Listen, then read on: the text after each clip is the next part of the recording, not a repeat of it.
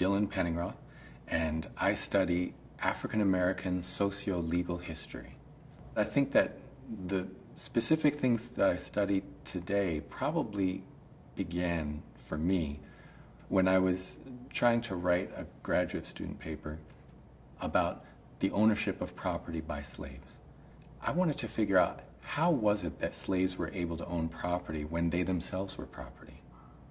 The sources that I use in my research are court records.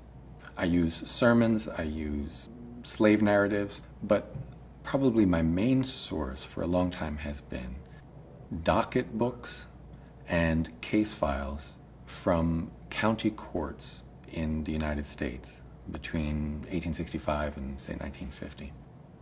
The thing that studying law in this period has shown me over and over again is that African Americans were in it.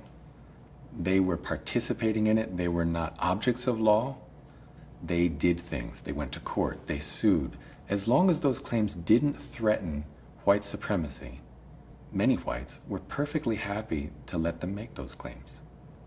So whites in the US South before the Civil War knew that slaves owned property. And then after the Civil War, during a period when blacks are being lynched, gunned down in the streets for having the audacity to go and vote, at that very same time, you find white people allowing blacks to come in and get married, get divorced, make contracts, put their names on deeds for property. And the reasons for that, I think, are that blacks are now citizens. And now I'm trying to connect that story to a story that I think we all know well, or think we know well, which is the story of civil rights.